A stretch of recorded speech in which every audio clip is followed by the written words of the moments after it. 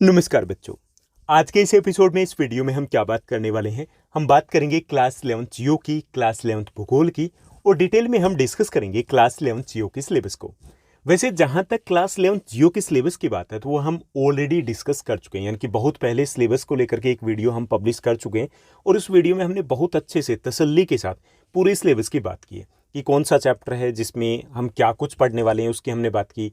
कौन सा टॉपिक है जो उस चैप्टर के लिए सबसे इंपॉर्टेंट रहेगा, किस टॉपिक के ऊपर आपको कितना फोकस करना है, कौन सा चैप्टर है जो आपके एग्जाम पॉइंट ऑफ व्यू से इंपॉर्टेंट रहेगा, कौन सा चैप्टर है जो आपके क्लास 11th के बाद भी बहुत इंपॉर्टेंट रहने वाला है, कौन सा चैप्टर है जिसके ऊपर आपको ज़्यादा फोकस करना है, कौन सा चैप्टर है जो शॉर्ट रहेगा, कौन सा चैप्टर है जो थोड़ा सा लेंथी रहेगा, कौन सा चैप्टर है जिसमें से 5 मार्कर क्वेश्चन आने वाले हैं, कौन सा चैप्टर है जिसमें से मैप वर्क के क्वेश्चन आएंगे, कौन सा चैप्टर है जिसमें से डायग्राम पूछे जाएंगे। यानी कि वो सारी चीज़ें, सारे कंसेप्ट, सब कुछ हम डिटेल में डिस्कस कर चुके हैं। अब वो वीडियो कहाँ मिलेगा? ऊपर की तरफ देखिए, राइट साइड में अगर ऊपर के कॉर्नर की तरफ आप देखोगे तो वहाँ पे आई टैब, आई बटन दिया गया है, उसके ऊपर क्लिक कीजिए तो आप उस वीडियो पे पहुँच जाओगे। वो वीडियो देख लो तो ज़्यादा बेटर रहेगा। अब अगर वो वीडियो इतना अच्छा बना है तो भाई इस वीडियो की क्या नीड है? तो इस वीडियो में हम क्या डिस्कस करेंगे? इस वीडियो की अगर बात करें तो इस वीडियो में हम पर्टिकुलरली डिस्कस करेंगे कि आपका मिड टर्म के एग्जाम का सिलेबस क्या रहेगा। ओके, क्योंकि उसमें हमने सिलेबस को डिस्कस किया कि पूरे साल का सिलेबस क्या रहेगा। अब दिक्कत क्या आ रही है कि जो दिल्ली गवर्नमेंट स्कूल्स हैं वहाँ पर मिड टर्म के एग्जाम 10 अक्टूबर से स्टार्ट हो रहे हैं। ठीक, ज़्यादातर स्कूल्स की अगर बात करें, गवर्नमेंट स्कूल्स को छोड़ दिया जाए तो प्राइवेट स्कूल में मोस्टली सितंबर में एग्जाम हो चुके हैं और ऑलमोस्ट 50% के आसपास सिलेबस है वो उसमें कवर कर लिया गया है। लेकिन वो सिलेबस जो मिड टर्म का एग्जाम का सिलेबस होता है वो अलग अलग होता है हर प्राइवेट स्कूल का। गवर्नमेंट स्कूल्स, डीओई दिल्ली के अंडर में जो गवर्नमेंट स्कूल्स आते हैं तो उनका सिलेबस सेम रहना है। तो उसको लेकर के लिटिल बिट कन्फ्यूजन चल रही है कि कौन से चैप्टर आएंगे, कौन से चैप्टर नहीं आएंगे। कुछ स्कूल में ऐसा किया गया कि एक बुक के ऊपर ही फोकस किया गया, तो क्या सेकंड बुक से नहीं आएंगे? अगर सेकंड बुक से आएंगे तो क्या कुछ आने वाला है, तो वो यहाँ पर हम डिस्कस करेंगे। ठीक, उसके बाद हम एनुअल सिलेबस की भी बात कर लेंगे जब हम डिस्कस कर ही रहे हैं तो चलिए शुरुआत करते हैं इस वीडियो की। तो ये आपका ऑफिशियली 2022-23 का ये सिलेबस है, डीओई दिल्ली की तरफ से ये इशू किया गया। क्लास 11 जियो की हम बात करें तो इसमें सबसे पहले फर्स्ट टर्म की अगर बात की जाए, यानी कि वैसे तो आपके टर्म वाइज ऐसा कुछ नहीं रहने वाला, यानी कि मिड टर्म के सिलेबस की जरूर बात करें, लेकिन जो मिड टर्म में सिलेबस आ रहा है वही सिलेबस रिपीट भी होगा आपके एनुअल एग्जाम में। क्लियर? तो इसमें अगर फर्स्ट यूनिट की बात करें तो यहाँ पे आपका चैप्टर दिया गया है भूगोल एक विषय के रूप में, जिसमें बात की गई कि ज्योग्राफी क्या है। ओके, भूगोल क्या है, भूगोल की डेफिनेशंस की बात की गई है, भूगोल की नेचर की बात की गई कि भूगोल में हम क्या पढ़ते हैं।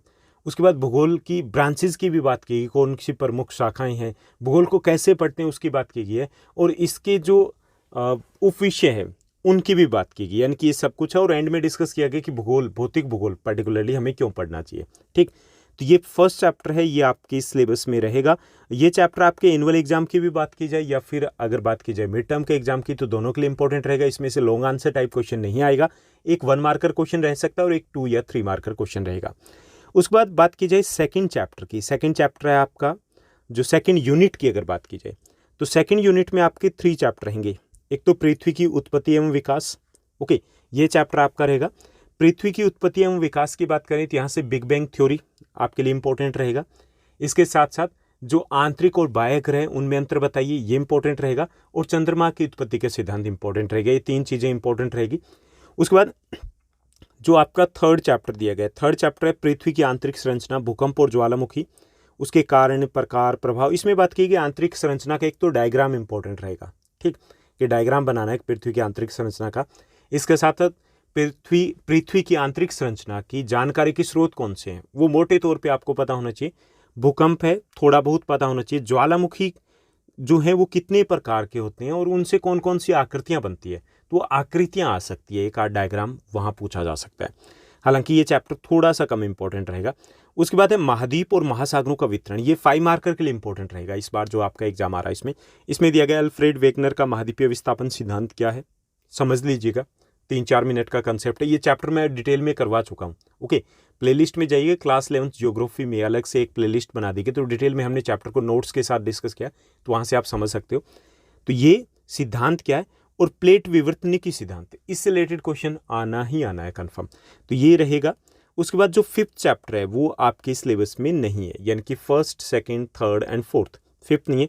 6th पे अगर आ जाएं तो भूआकृतिक प्रक्रियाएं, अपक्षय, वृत्त संचलन, अपर्दन, निक्षेपण, मृदा निर्माण, यानी कि इन सब की बात की गई है। भूआकृतिक प्रक्रियाएं अगर हम 6 चैप्टर की बात करें तो ये सब कुछ दिया गया। तो इसमें लैंग्वेज बड़ी डिफिकल्ट दी गई है आपकी एनसीईआरटी की बुक में। तो चैप्टर के थ्रू मैंने जब डिस्कस किया तो कोशिश किया कि उसके लैंग्वेज को थोड़ा हम सिंप्लीफाई कर दें। इंग्लिश में ये चैप्टर थोड़ा आसान लगता है। उसके बाद 7th अगर चैप्टर की बात करें, भूआकृतियाँ और उनका विकास, ये चैप्टर बहुत मज़ेदार है, बहुत मज़ेदार है।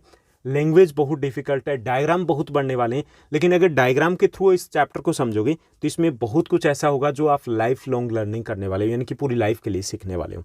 ठीक, इसमें जैसे नदियों के द्वारा या फिर हिमनदियों के द्वारा या फिर अगर बात करें पवनों के द्वारा कौन कौन सी आकृतियाँ बनाई जाती है, तो वो आकृतियाँ, वो जो कुछ भी आप समझोगे वो बहुत इंपॉर्टेंट रहेगा आपके लिए। क्लियर। उसके बाद बात की जाए आपकी बी बुक की, तो वहाँ से बी बुक की नहीं, इसी बुक में से अगर बात की जाए तो इसमें रहेगा भौतिक भूगोल के मूल सिद्धांत में जलवायु, जो हमारी 4th यूनिट आ जाएगी। उस यूनिट में से आपका रहेगा संगठन, वायुमंडल का संगठन, संरचना, ओके, और मौसम और जलवायु के तत्व। ठीक, यानी कि ये आपके 2 चैप्टर यहाँ से आ जाएंगे जलवायु से रिलेटेड। तो काफ़ी लंबा चौड़ा आपका सिलेबस है क्लास 11th जियो का। तो लंबे चौड़े चैप्टर आपके क्लास 11th जियो के मिड टर्म के एग्जाम में आ रहे हैं। तो यहाँ पे हम पहुँच जाते हैं 8-9 चैप्टर तक। ठीक, यानी कि यहाँ तक आपको कवर करना है। उसके बाद अगर यहीं पे मत रुकिएगा, अभी और भी चलेगा। इसके साथ साथ यहाँ पर आपके इनसे रिलेटेड जैसे मैप वर्क की इन्होंने बात की है, तो ए बुक में से ज़्यादा कुछ नहीं बनता मैप वर्क से रिलेटेड। जैसे आपके महाद्वीप बन गए, प्लेटें बन गई, तो वहाँ से ही मैप वर्क आपका आ सकता है। महाद्वीप समझ रहे हो ना, महासागर जो 4th चैप्टर में हमने डिस्कस किए। इसके साथ साथ जो प्लेट्स बन गई तो वो आपके मैप वर्क में रह सकता है आपकी ए बुक में से। उसके बाद अगर हम बात करें आपके 2nd बुक में से भारत भौतिक पर्यावरण, इंडिया फिजिकल इन्वायरमेंट की अगर बात करें, तो यहाँ से यानी कि वहाँ से आपके चैप्टर आ रहे हैं। प्लस में यहाँ से कौन से चैप्टर रहेंगे, 1st चैप्टर रहेगा आपका भारत स्थिति। इसमें विश्व में भारत का स्थान, आंतरिक संबंध, यानी कि सब कुछ पूरा चैप्टर आपको अच्छे से करना है। मैप वर्क के लिए भी इंपॉर्टेंट रहेगा ये। उसके बाद 2nd है भू आकृति विज्ञान, संरचना और ऊर्जावच, जो आपका चैप्टर रहेगा वो आपको करना है। 2nd चैप्टर आपके सिलेबस में मिड टर्म के एग्जाम में। और 3rd चैप्टर पे अपवाह तंत्र, ये भी आपके सिलेबस में दिया गया। एक 5 मार्कर क्वेश्चन यहाँ से आ जाएगा आपका। क्लियर। और मैप वर्क है वो भी मैक्सिमम कह सकते हैं कि इसी में से शायद इस बुक में से ही ज़्यादा दिया जाएगा। तो ये आपका सिलेबस रहने वाला है टोटल मिड टर्म के एग्जाम के लिए। तो इसमें आपका 1st, 2nd, 3rd ये तीनों चैप्टर ज़्यादा इंपॉर्टेंट रहेंगे। वहाँ से अगर बात की जाए तो उसमें 3rd, 2nd, 3rd और 4th चैप्टर वहाँ से ज़्यादा इंपॉर्टेंट रहेंगे। क्लियर। क्योंकि ज़्यादातर स्कूलों में अभी भी पूरा सिलेबस कवर नहीं किया गया है, तो लास्ट के जो चैप्टर दिए गए हैं ये बुक में से, तो उन पर फोकस थोड़ा सा कम रहेगा। उसमें से 1 मार्कर क्वेश्चन आ सकते हैं, या फिर जहाँ इंटरनल चॉइसेस दी जाएगी वहाँ से रिलेटेड क्वेश्चन वहाँ से दिए जाएंगे। क्लियर। और मैप वर्क है वो आपको अच्छे से तैयार करना है। जहाँ तक आप बात है आपके मिड टर्म के एग्जाम की सिलेबस की, तो ए बुक यानी कि भौतिक भूगोल के मूल सिद्धांत, तो उसके सारे चैप्टर डिटेल में हम डिस्कस कर चुके हैं। और बी बुक के जो तीनों चैप्टर हैं इनके most important questions already publish किए जा चुके हैं। क्लियर। तो ये रहेगा आपका मिड टर्म के एग्जाम का सिलेबस। और हम 2nd टर्म के एग्जाम की सिलेबस की बात यहाँ पर नहीं करते हैं, क्योंकि वो ऑलरेडी हम पहले ही डिस्कस कर चुके हैं। तो उम्मीद करता हूँ कि ये वीडियो भी आपके लिए काफ़ी ज़्यादा हेल्पफुल रहा होगा। अगर आपको ये वीडियो अच्छा लगा तो इस वीडियो को लाइक और शेयर जरूर कीजिएगा। आज के लिए बस इतना ही। Thank you, bye bye, have a nice day.